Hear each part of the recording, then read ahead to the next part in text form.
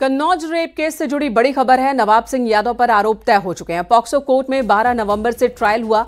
बुआ और नीलू पर भी आरोप तय हुए हैं। शासकीय अधिवक्ता नवीन दुबे ने जानकारी दी है। बड़ी खबर है कन्नौज रेप केस मामले में।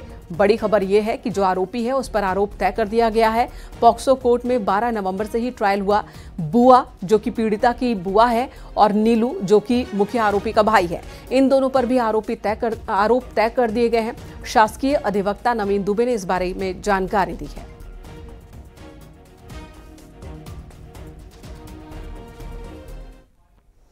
बहराइच हिंसा मामले में कार्रवाई हुई है। जिले के 58 सिपाही की तैनाती बदल दी गई। हरदी थाने के 29 सिपाही पुलिस लाइन भेजे गए हैं। पुलिस लाइन से 29 सिपाही थाने भेजे गए हैं।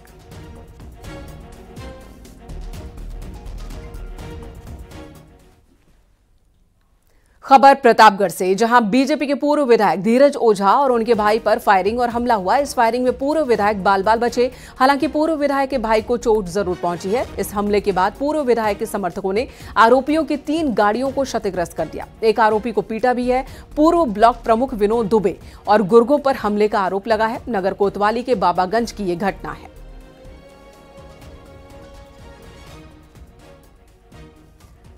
तो प्रतापगढ़ की ये तस्वीर आपको दिखा रहे हैं। एक आरोपी को जमकर पीट दिया है लोगों ने। पूर्व विधायक के भाई को चोट पहुंची है। यहां 2 पक्षों में हंगामा हो गया है। पूर्व ब्लॉक प्रमुख विनोद दुबे पर आरोप है और इस दौरान कई लोग जख्मी हुए हैं। पुलिस फिलहाल मौके पर मौजूद है और एक्शन भी जारी है।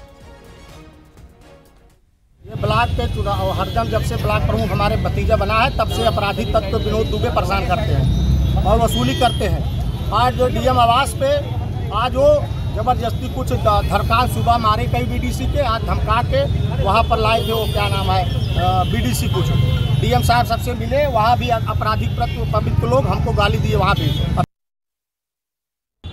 एक पक्ष विनोद दुबे के कुछ समर्थक वहाँ इकट्ठा थे और इसी बीच में वर्तमान प्रमुख और धीरज ओझा जी के समर्थक भी आ गए और दोनों पक्षों में मारपीट हुआ है, जिसमें 2 गाड़ियाँ थार टूटी है और 2 व्यक्ति जावेद और उसामा ये घायल हैं। दूसरे पक्ष से भी कुछ लोग घायल हैं। मौके पे पुलिस द्वारा तुरंत कानून व्यवस्था स्थापित किया गया है। घायलों को चिकित्सालय भेजा गया है और उनका समुचित उपचार किया जा रहा है। उनकी हालत स्थिर है, खतरे से बाहर है। और मुजफ्फरनगर से खबर, जहां पुलिस और बदमाशों के बीच एनकाउंटर हुआ।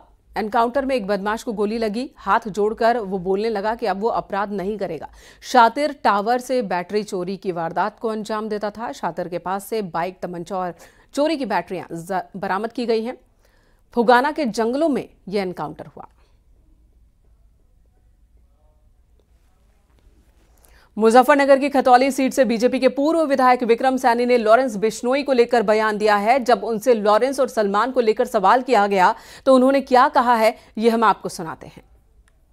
मुझे पता ही नहीं, मैं फिल्म देखनी छोड़ दी। वरना वो सलमान जाना है, बिश्नोई जाना है, मुझे क्या मतलब है, या पुलिस जाना है। भाई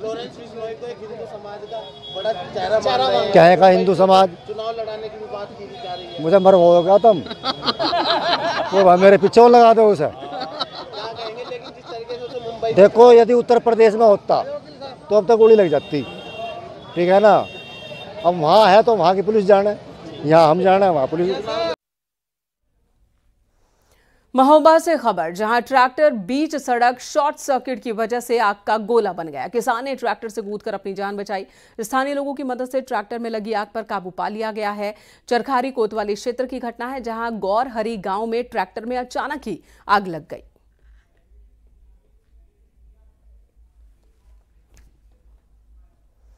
खबर मुरादाबाद से, जहां खेत में पराली जलाने का एक वीडियो वायरल हो रहा है। इस वायरल वीडियो में आप देख सकते हैं मुरादाबाद के कुंदरकी क्षेत्र का यह वीडियो बताया जा रहा। रोक के बावजूद किसान पराली जलाते दिख रहे हैं और कई एकड़ जमीन है जहां पर पराली जलाई जा रही है। बाकायदा किसान एक दूसरे की मदद भी कर रहे हैं पराली जलाने में। खबर गोंडा से, जहां शहर कोतवाली क्षेत्र का पटेल नगर मोहल्ला संघर्ष का मैदान बन गया। बच्चों के विवाद के बाद मारपीट और पथराव की शुरुआत हो गई। मोहल्ले में एक ही समुदाय के दो पक्ष आपस में भिड़ गए। पत्थरबाजी और मारपीट से पूरा मोहल्ला ही इकट्ठा हो गया। सूचना पर पहुंची पुलिस ने दोनों पक्षों को शांत कराया। पुलिस फिलहाल मामले की जांच पड़ताल में लगी है।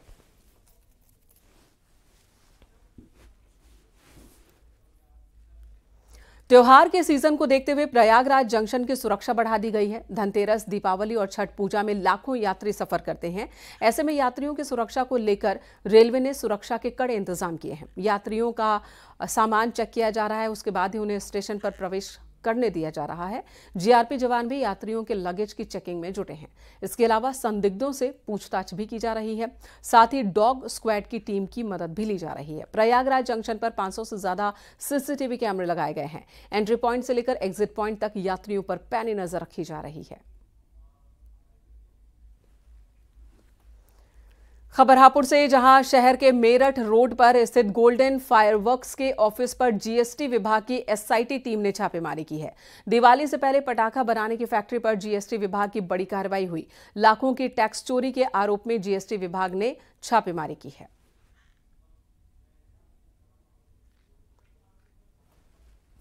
गाजीपुर में चल रहे बगैर मान्यता के मदरसे एटीएस की रडार पर हैं। अल्पसंख्यक विभाग ने 11 मदरसों की लिस्ट एटीएस को भेजी है।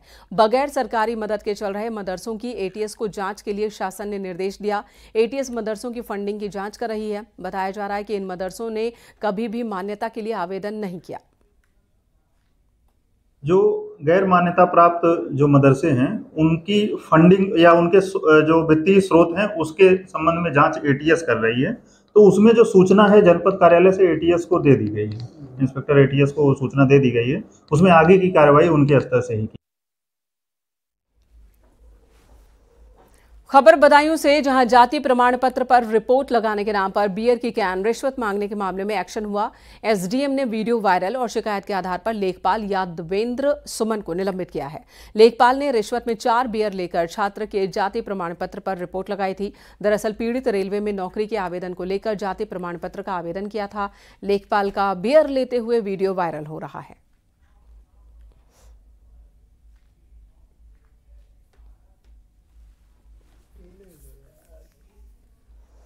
कौशाम्बी में संचालित मनोरोगी आश्रय स्थल से एक चौंकाने वाला मामला सामने आया। आरोप है कि संस्था का संचालक मनोरोगियों की हत्या कर मानव अंगों की तस्करी करता है। संचालक पर आरोप है कि वो शव को परिसर में ही जमीन में दफन कर देता है। वहां काम कर चुके अंसार अहमद ने डीएम एसपी से शिकायत की है और मामले में जांच की मांग की है। डीएम ने मामले में टीम गठित कर जांच के आदेश दिए हैं। सराय अकिल थाना क्षेत्र के मिन्हासपुर गांव का ये मामला है। पुरखास गांव के रहने वाले अंसार अहमद का कहना है कि मिन्हासपुर गांव के बाहर जंगल में मनोरोगियों के इलाज के लिए वन अम्ब्रेला चैरिटेबल ट्रस्ट का संचालन तकरीबन पिछले 7-8 सालों से हो रहा है और आरोप है कि संस्था का संचालक मेहंदी अली राजपूत मनोरोगियों की हत्या करता है, उनके अंगों की तस्करी करता है। हमें भी संज्ञान में है, लेकिन ये जो आप कह रहे हैं कि अंग वाला, मानव अंग वाला, इसके अब और जांच के लिए आज सुबह ही हम लोगों ने टीम गठित किया है और उसमें विकलांग कल्याण अधिकारी भी मेंबर है। उसमें वो जाएंगे, वहाँ पे चेक कराएंगे और उसमें जो भी अगर उनको कोई मान्यता मिली है या जो भी है उस पर भी कार्रवाई की जाएगी अगर ऐसे कोई तथ्य संज्ञान में आते हैं। खबर प्रतापगढ़ से, जहां डीएम ऑफिस में कांग्रेस के प्रदर्शन पर जिलाधिकारी भड़क उठे। डीएम और कांग्रेस जिलाध्यक्ष के बीच नोकझोंक का ये वीडियो वायरल हो रहा है। कक्ष में प्रदर्शन से नाराज हुए डीएम ने जिलाध्यक्ष नीरज तिवारी को फटकार लगाई और सरकारी कार्य में बाधा डालने के लिए नोटिस जारी किया। आपको बता दें, मांगों को लेकर सैकड़ों कांग्रेसी डीएम कार्यालय पहुंचे थे और लगातार भाषणबाजी कर रहे थे।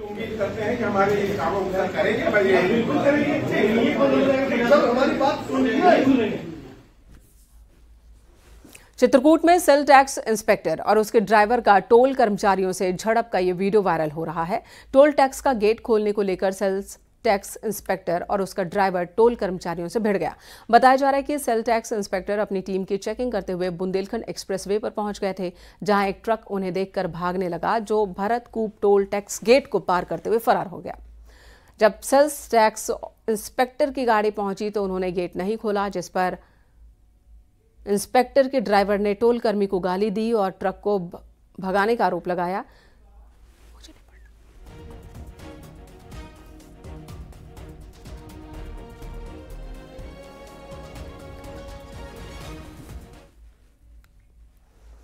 आईआईटी बीएचयू के 13वें दीक्षांत समारोह में केंद्रीय शिक्षा मंत्री धर्मेंद्र प्रधान ने शिरकत की और इस मौके पर 1959 छात्रों को उपाधि दी गई। दीक्षांत समारोह में कुल 60 मेधावी विद्यार्थियों को केंद्रीय मंत्री ने मेडल और अवार्ड से सम्मानित किया। धर्मेंद्र प्रधान ने डिजिटल अरेस्ट पर भी अपनी बात रखी। उन्होंने कहा कि अब भारत डिजिटल पावर बन रहा है और ऐसे में कई चुनौतियां भी हैं, जिनका सामना और समाधान दोनों जरूरी है। तो माननीय प्रधानमंत्री जी ने सही कहा, भारत दुनिया में एक डिजिटल सुपर पावर बनते जा रहा है। उस समय में इसके जो नए नए चैलेंजेस सामने आ रहे हैं, इसको भी हमें गहनता के साथ अध्ययन करना पड़ेगा, उसकी नए नए चुनौतियों को सामना करना पड़ेगा। प्रधानमंत्री जी की उस आह्वान देश की डिजिटल वर्ल्ड से जुड़े हुए लोगों को सोचने के लिए एक नया रास्ता बता रही है। अयोध्या में दीपोत्सव की तैयारी तेज हो रही है। सरयू घाट पर दीपोत्सव को लेकर दिए सजा दिए गए हैं। लेजर शो के लिए लाइटिंग भी लगा दी गई है। दीपोत्सव को लेकर गिनीज वर्ल्ड रिकॉर्ड की टीम भी पहुंची हुई है और निरीक्षण किया। सरयू आरती में आज भारी भीड़ दिखी।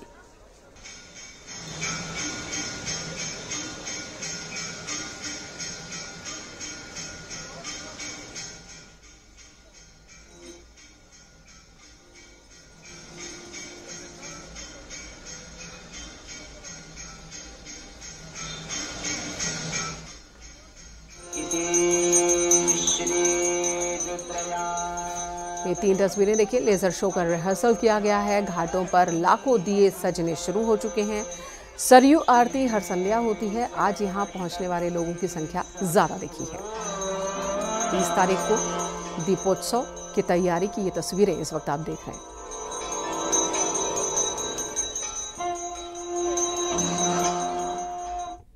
सरयू घाट से हाजिर हूं मैं अनुपम और लगातार न्यूज 18 दीपोत्सव की सबसे बड़ी कवरेज दिखा रहा है आपको। और इस वक्त हमारे साथ अवध विश्वविद्यालय के वो छात्र मौजूद हैं जो पिछले कई दिन से अयोध्या के इन घाटों पर लगातार दिए लगा रहे हैं और दीपोत्सव के कार्यक्रम को भव्य बनाने की तैयारियां लगातार जारी है। मेरे पीछे लगातार कई हजार दिए लगाए जा चुके हैं और लगातार ये सिलसिला अभी भी जारी है। आप देख सकते हैं जहां जहां तक नजर जा रही है सिर्फ दिए और दिए ही नजर आ रहे हैं। 25 लाख से ज्यादा दिए जलाने का इस बार अयोध्या एक नया रिकॉर्ड इस बार बनाने जा रहा है। और सबसे बड़ी बात यह है कि 30,000 से ज्यादा वॉलंटियर्स ने ये कमान पिछले कई दिनों से यहां पर अपने हाथों में संभाल रखी है। भैया पिछले कई दिनों से लगातार आप लोग दिए लगा रहे हैं, क्या कहेंगे? 25 लाख से ज्यादा दिए इस बार अयोध्या में इन घाटों पर जलने वाले हैं। बस सब कुछ राम जी की कृपा है, उनकी कृपा है, अगर रहेगी तो सब कुछ संभव है। और 25 का हम इससे बड़े बड़े रिकॉर्ड आगे चल के करेंगे। और इस बार तो हम 28 लगा रहे हैं, 28 लाख, लेकिन एक समय में जलाने का जो हमारा लक्ष्य है वो 25 लाख है। तो देखिए बता रहे हैं कि एक समय में 25 लाख दिए, 28 लाख दिए आप जला रहे हैं, एक समय में 25 लाख दिए जलाने का लक्ष्य रखा है। जी 25 लाख रखा है, लेकिन 28 लाख हो जाएंगे भगवान की कृपा रही तो। आप क्या मानते हैं किस तरीके से तैयारियां चल रही हैं इसको लेकर? तैयारियां बहुत अच्छी चल रही हैं और आगे चलती रहेंगी। इससे हमें रिकॉर्ड आगे से आगे ज्यादा से ज्यादा बनाने की प्रयास रहेगा। क्या लगता है जिस तरीके से इस बार जो है 55 घाट पे ये दिए जलाए जा रहे हैं, तो उसके लिए क्या तैयारियां की गई और कब तक सारे दिए रख लिए जाएंगे? ये दिए आज कंप्लीट हो जाएंगे और कल इसकी गणना हो जाएगी। परसों 30 तारीख है और इसका जो है कल जलेगा, दीपोत्सव होगा।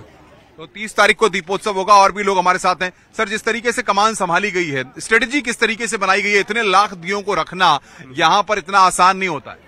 देखिए ऐसा है कि हम जो भी मानक हमारा है हम उससे 20% अधिक तय करते हुए ही चलते हैं, क्योंकि क्या होता है कि कुछ दिए आते हुए खराब हो जाते हैं, टूट जाते हैं, तो एवरेज हम उसका जो है निकाल के उतना अधिक मंगाते हैं। और घाटों पे भी जो मानक होता है जैसे 75,000 दिया लगाना, तो 20% अधिक लेकर चलते हैं कि किसी कारणवश कुछ दिए नहीं जल पाते हैं, बुझ जाते हैं, तो भी हमारा जो रिकॉर्ड है वो पूरा हो सके।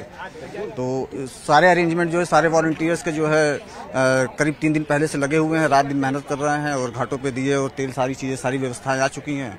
बस ये है कि आज जो है सारे दिए लगने बंद हो जाएंगे और कल से गणना शुरू हो जाएगी। गिनीज बुक ऑफ जो टीम आई हुई है वो कल से गणना शुरू करेगी और जब उनका टारगेट हमारा पूरा हो जाएगा फिर 30 को हम शाम को प्रज्वलित करेंगे दिया, जिसकी रिकॉर्डिंग 2 ड्रोन से होगी और उनके AI सॉफ्टवेयर की मदद से जितने दिए जल रहे हैं उनकी काउंटिंग होगी और फिर हमें वो रिकॉर्ड मिलता है। सबसे बड़ी बात यह है कि ड्रोन से ही इस बार यहाँ पर बता रहे हैं कि सारी चीजों पर नजर रखी जाएगी। जिस तरीके से आप बता रहे हैं कि लाखों दिए जो है यहाँ पर जलेंगे, अभी दिए रख दिए गए हैं तेल का और बाती का, जो है वो 30 तारीख सुबह से रखना शुरू होगा। हाँ सर, तो अभी दिए लग जाएंगे सारे और कल तक गणना हो जाएगी, फिर उसके बाद 30 तारीख को शाम से फिर बाती लगना और तेल लगना शुरू हो जाएगा सर। तो क्या माना जाए उस समय भी लगातार इतने ही वॉलंटियर्स को लगाया जाएगा? हाँ सर, 30,000 से ऊपर ही मतलब बच्चे रहते हैं, वॉलंटियर्स रहते हैं और सभी मतलब मेहनत करते हैं।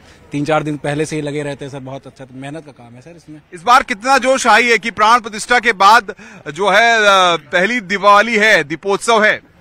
सर इसमें तो बहुत ज्यादा उत्साह है बच्चों में और यहाँ के लोगों में, और क्या नाम है इसमें, जैसे कि लोगों को उतनी ज्यादा उत्साह है, उतने बढ़िया से ये लोग काम कर रहे हैं और ज्यादा मन लगा के ऐसे ही राम जी की कृपा रहेगी सर, और अच्छे से और बड़े बड़े रिकॉर्ड हम लोग कायम करेंगे। तो देखिए उम्मीदें बहुत हैं कि और भी रिकॉर्ड कायम करेंगे। क्या लगता है इस बार का दीपोत्सव कितना भव्य होने जा रहा है? हम अयोध्या वासी रिकॉर्ड पे रिकॉर्ड बनाते रहे, अपने पुराने रिकॉर्ड को ध्वस्त कर एक नया रिकॉर्ड बना रहे हैं। 92,000 लीटर तेल से और लगभग 27 लाख दिए जलेंगे इस बार, और हम अयोध्या वासी बहुत खुश हैं। प्राण प्रतिष्ठा हो रही है और हो गई है, राम मंदिर में भी 1 लाख से ऊपर दिए लगभग जलेंगे। आप किस तरीके से देख रहे हैं इस बार के दीपोत्सव? बहुत अच्छा दीपोत्सव अब की बार होगा, क्योंकि रामलला तो अब की बार आ चुके हैं, तो हम लोग बहुत अच्छे से इनका स्वागत करेंगे दीपों को जलाकर। देखिए रामलला आ चुके हैं, तो जाहिर तौर पर एक दिवाली वो थी जब रामलला आ रहे थे, तब लोगों ने जश्न मनाया था, और एक दिवाली ये है कि रामलला अपने मंदिर में पधार चुके हैं। उसके बाद प्राण प्रतिष्ठा के बाद ये पहली दिवाली हो रही है, जिसका जश्न पूरी तरह से यहाँ पर देखा जा रहा है। पूरी तरह से जोश और उत्साह में यहाँ पर है, और जय श्री राम का उद्घोष यहाँ पर जोर शोर के साथ किया जा रहा है। यानी कि अब बस इंतजार है सबको 30 तारीख का, जब दीपोत्सव के कार्यक्रम की विधिवत तौर पर यहाँ पर उत्तर प्रदेश की राज्यपाल आनंदीबेन पटेल और उत्तर प्रदेश के मुख्यमंत्री योगी आदित्यनाथ शुभारंभ करेंगे। कैमरामैन नरेश के साथ अनुपम मिश्रा, न्यूज 18 अयोध्या।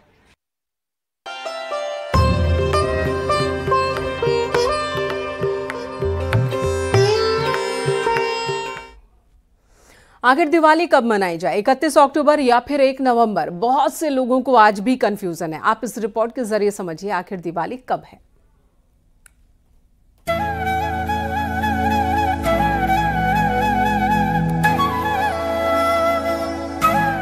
दिवाली की तारीख को लेकर कंफ्यूजन है। श्री राम मंदिर और काशी विश्वनाथ मंदिर का मुहूर्त देने वाले पंडित गणेश्वर शास्त्री द्रविड़ और उनके भाई विश्वेश्वर शास्त्री द्रविड़ ने असमंजस दूर करते हुए बताया 1 नवंबर को दिवाली मनेगी। उन्होंने बताया कि 2 दिन तक शास्त्र और पंचांगों का अध्ययन करने के बाद निष्कर्ष निकाला गया। आज से अच्छे बड़े बड़े विद्वान रहे, उस समय इसको प्रकाशित कर दिया गया था, वेंकटेश्वर शताब्दी पंचांग। तो ये अभी 81 चल रहा है, 2081, तो एक पूरा होने तक ये चलेगा, माने 2001 से चला है। तो इसमें उसी समय दीपावली 1 नवंबर को लिखी है, और यह गणित टेली कर रहा है बापूदेव शास्त्री से। हालांकि इससे पहले काशी विद्वत परिषद ने 31 अक्टूबर को दीपावली मनाने का निर्णय लिया था। काशी विद्वत परिषद और बीएचयू के ज्योतिष विभाग की ओर से 31 अक्टूबर को दीपावली मनाने की बात कही है। काल, शुभ संयोग, कई प्रकार के योगायोग धर्मशास्त्र की दृष्टि से बन रहे हैं, इसलिए दीपावली का महापर्व 31 अक्टूबर को मनाया जाएगा। और इसका पूर्ण काल जो है प्रदोष व्यापनी होने के कारण, निशीथ व्यापनी होने के कारण 31 अक्टूबर को अर्धरात्रि व्यापनी अमावस्या, जो प्रदोष काल व्यापनी अमावस्या जिसे कहते हैं, जिसे निशीथ व्यापनी अमावस्या कहते हैं, उस रूप में 31 अक्टूबर को है। 1 नवंबर के भ्रम में न रहें। 31 अक्टूबर को हमारे ज्योतिष विभाग में एक बहुत बड़ा आयोजन किया गया था। इस पे विचार किया गया, विमर्श किया गया। काशी के विद्वान रहे, विद्वत परिषद के विद्वान रहे, विश्वनाथ मंदिर न्यास के आज संयोग से सबसे बड़े दैवज्ञ हैं, ज्योतिषी हैं, वो भी रहें।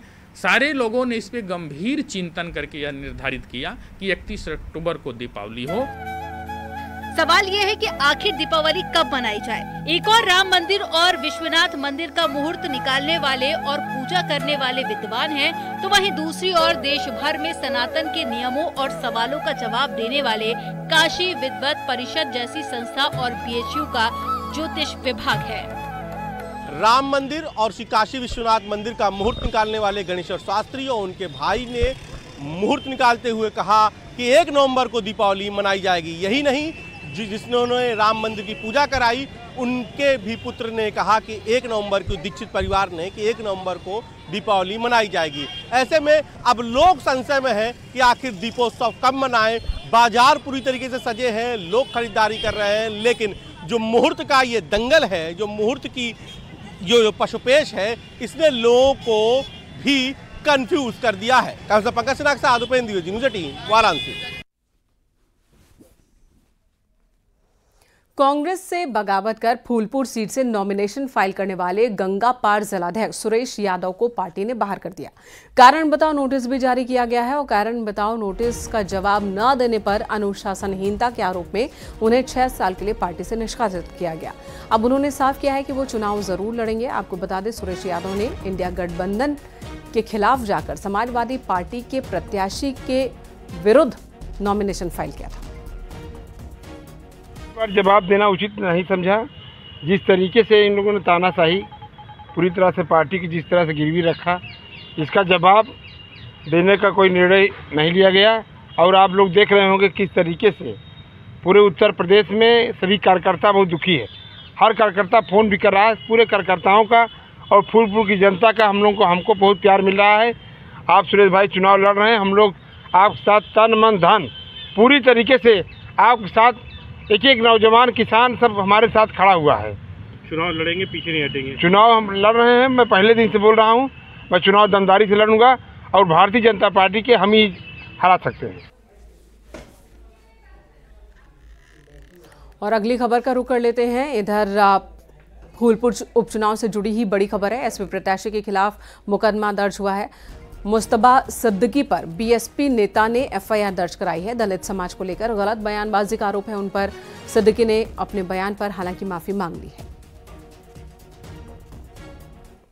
समाज को कोई ठेस पहुंचती है तो मैं उनसे क्षमा मांगता हूं, माफी मांगता हूं कि हमारा ध्येय कोई उनको अपमानित करने का नहीं था। हमारा ध्येय खाली जो हम 25-30 साल बहुजन पार्टी में देखे थे भूल गए। मीरापुर सीट पर होने वाले उपचुनाव को लेकर राष्ट्रीय लोक दल की प्रत्याशी मिथिलेश पाल के कार्यालय का उद्घाटन हुआ है। इस मौके पर भारतीय जनता पार्टी के पूर्व विधायक विक्रम सैनी ने जीत का दावा किया। उन्होंने कहा कि आरएलडी की मिथिलेश ही यहां से जीतने वाली है।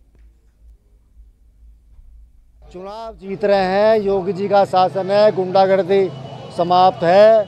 ये चुनाव जीतेंगे, यहाँ की गुंडागर्दी भी समाप्त करेंगे। बात हिंदू मुस्लिम की, मुसलमान भी हैं वोट दे रहे, हमें खुद मिली थी।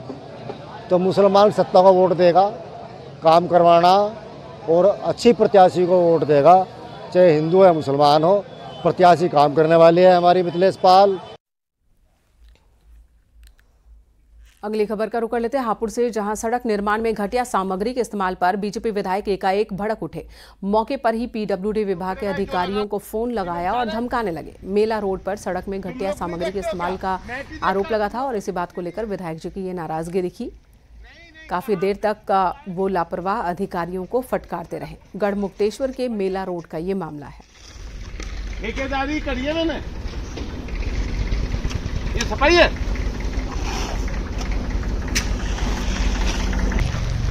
कोई दे नहीं, कोई कुछ नहीं। नहीं, तुम्हारी ड्यूटी नहीं है देखने की यहाँ पे। क्या ये कहाँ है तुम? हुआ काम आयो आज।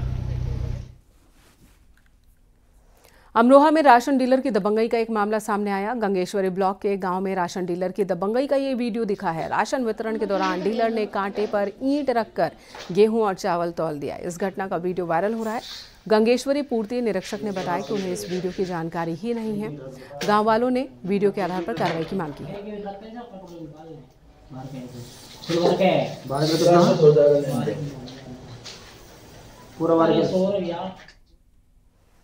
सोनभद्र से खबर, जहां शक्तिनगर थाना पुलिस को बड़ी सफलता मिली। यूपी के अलावा बिहार और अन्य राज्यों से मोबाइल चोरी करने वाले गिरोह के 6 शातिरों को गिरफ्तार किया। इनके पास से 60 मल्टीमीडिया मोबाइल फोन जब्त किए गए। 12 लाख रुपए के ये फोन बताए जा रहे हैं। पुलिस ने मुखबिर की सूचना के आधार पर कार्रवाई की है। उन लोगों से फिर निशादेही पर उनके घर से अनपरा में किराए पर रहते थे, उन लोगों से 60 मोबाइल बरामद किए गए हैं और ये सभी के सभी झारखंड के रहने वाले हैं और ये अभियुक्त हैं कुंदन कुमार महतो, गौतम महतो, गोविंद महतो, गोगा नोनिया उर्फ गणेश, ये ग्राम व थाना इनका 3 पहाड़, थाना जनपद साहेबगंज झारखंड के रहने वाले हैं। एक है अर्जुन मंडल निवासी बांसकेला, थाना तेलझाड़ी जनपद साहेबगंज के रहने वाला है, और एक बाल अपचारी है, और सभी का आपराधिक इतिहास है।